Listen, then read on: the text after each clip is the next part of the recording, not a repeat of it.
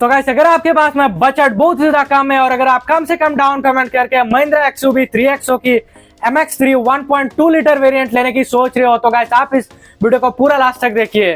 तो गाइस इस वीडियो में मैं इसके एक्स शोरूम प्राइस के बारे में, इसके ऑन रोड प्राइस के बारे में, इसके मिनिमम से मिनिमम डाउन पेमेंट्स के बारे में, इसके मंथली EMI के बारे में बात करने वाला हूँ।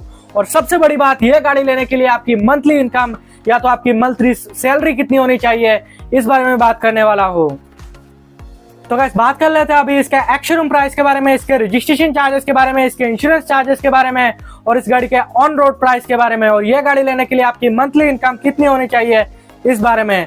तो गाइस सबसे पहले बात कर लेते हैं इसके एक्स शोरूम प्राइस के बारे में। तो गाइस इस गाड़ी का एक्स शोरूम प्राइस है जो कि है 9,45,500 रुपीज। तो गाइस बात कर लेते हैं अभी इसके रजिस्ट्रेशन चार्जेस के बारे में। तो गाइस इस गाड़ी का रजिस्ट्रेशन चार्जेस है 75,200 रुपीज। तो गाइस बात कर लेते हैं अभी इसके इंश्योरेंस चार्जेस के बारे में। तो गाइस इस गाड़ी का इंश्योरेंस चार्जेस है 48,300 रुपीज। तो गाइस अगर आप मान के चले कि आपका ऑथर चार्जेस जो कि है वो 2500 रुपीज लगेगा, तो गाड़ी इस गाड़ी का ऑन रोड प्राइस निकल के आता है 10,75,500 रुपीज। तो गाइस ये इस गाड़ी का ऑन रोड प्राइस है। तो गाइस इस हिसाब से आपकी मंथली इनकम जो कि है वो कम से कम होनी चाहिए 45,000 रुपीज। तो गाइस अगर आपका मंथली इनकम जो कि है वो है 45,000 रुपीज, तो गाइस आप इसमें से सेविंग्स करेंगे 15,000 रुपीज का, और बाकी का जो आपका ऑथर एक्सपेंस में जाएगा 30,000 रुपीज।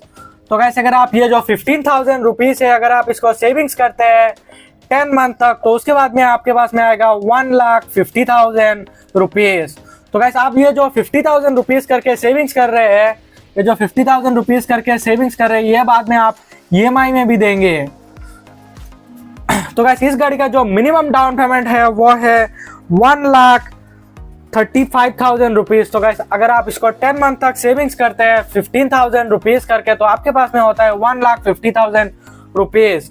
और अगर आप 1,50,000 रुपीज की डाउन पेमेंट करते हैं और अगर आप इसको 9% इंटरेस्ट रेट के हिसाब से 7 साल के लिए फाइनेंस करवाते हैं, तो आपका मंथली EMI जो कि है वो निकल के आता है 14,890 रुपीज। और वही पे अगर आप इस गाड़ी को अगर 5 साल के लिए फाइनेंस करवाते हैं, तो आपका मंथली EMI जो कि है वो निकल के आता है 19,212 रुपीज।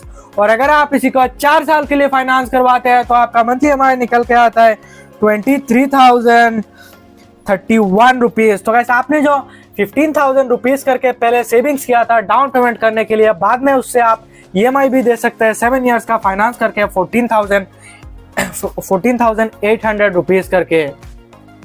तो गाइस अगर आप थोड़ा सा अपने बजट को पुश करके अगर आप सेविंग्स कर लेते हैं 20,000 रुपीज करके, अगर आप इसको 10 मंथ तक सेविंग्स करते हैं, तो उसके बाद में आपके पास में आता है 2 लाख रुपीज।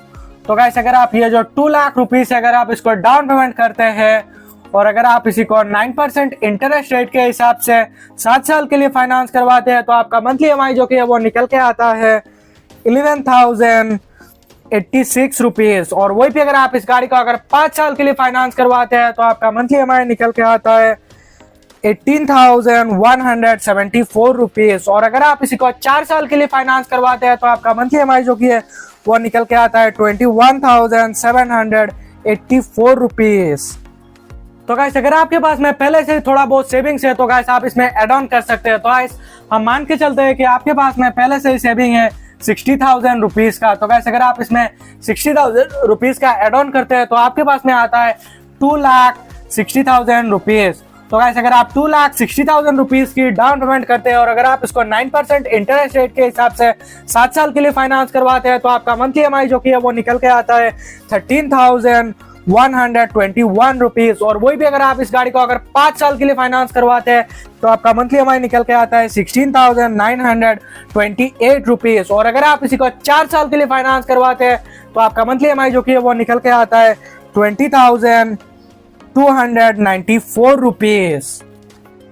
तो गाइस अगर आपके पास में बजट हाई है, तो आप डाउन पेमेंट कर सकते हैं 3,10,000 रुपीज की। तो गाइस अगर आप 3,10,000 रुपीज की डाउन पेमेंट करते हैं और अगर आप इसको 9% इंटरेस्ट रेट के हिसाब से 7 साल के लिए फाइनेंस करवाते हैं तो आपका मंथली EMI जो कि है वो निकल के आता है 12,316 रुपीज। और वहीं पे अगर आप इस गाड़ी को अगर 5 साल के लिए फाइनेंस करवाते हैं तो आपका मंथली EMI जो कि है वो निकल के आता है 15,891 रुपीज। और अगर आप इसी को 4 साल के लिए फाइनेंस करवाते हैं तो आपका मंथली EMI जो कि है वो निकल के आता है 19,049 रुपीज। तो गाइस अगर आपके पास में बजट हाई है तो आप डाउन पेमेंट कर सकते हैं 3,10,000 रुपीज की। तो गाइस अगर आप 3,10,000 रुपीज की डाउन पेमेंट करते हैं और अगर आप इसको 9% इंटरेस्ट रेट के हिसाब से 7 साल के लिए फाइनेंस करवाते हैं तो आपका मंथली EMI जो कि है वो निकल के आता है 12,316 रुपीज। और वही पे अगर आप इस गाड़ी को अगर 5 साल के लिए फाइनेंस करवाते हैं तो आपका मंथली EMI जो कि है वो निकल के आता है 15,891 रुपीज। और अगर आप इसी को 4 साल के लिए फाइनेंस करवाते हैं तो आपका मंथली EMI जो कि है वो निकल के आता है 19,049 रुपीज। तो गाइस अगर आपके पास में बजट और भी ज्यादा हाई है तो आप डाउन पेमेंट कर सकते हैं 4 लाख रुपीज की। तो गाइस अगर आप 4 लाख रुपीज की डाउन पेमेंट करते हैं और 9% इंटरेस्ट रेट के हिसाब से अगर आप इसको 7 साल के लिए फाइनेंस करवाते हैं तो आपका मंथली EMI जो कि है वो निकल के आता है 10,868 रुपीज। और वही पे अगर आप इस गाड़ी को अगर 5 साल के लिए फाइनेंस करवाते हैं तो आपका मंथली EMI निकल के आता है 14,022 रुपीज। और अगर आप इसी को 4 साल के लिए फाइनेंस करवाते हैं तो आपका मंथली EMI जो कि है वो निकल के आता है 16,810 रुपीज।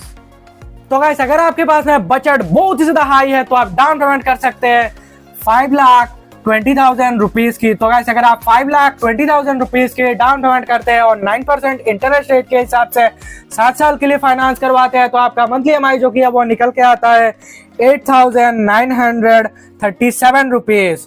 और वही पे अगर आप इसी को अगर 5 साल के लिए फाइनेंस करवाते हैं तो आपका मंथली EMI जो कि है वो निकल के आता है 11,531 रुपीज।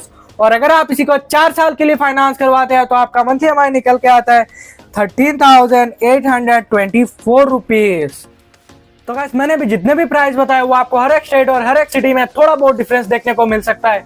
तो गाइस ये जो मैंने प्राइस बताया वो आसाम स्टेट का है। तो गाइस आपके स्टेट में कितना प्राइस है कमेंट करके जरूर बताना। तो गाइस अगर आपको ये वीडियो पसंद आया तो वीडियो को लाइक करना और चैनल को सब्सक्राइब करके जाना।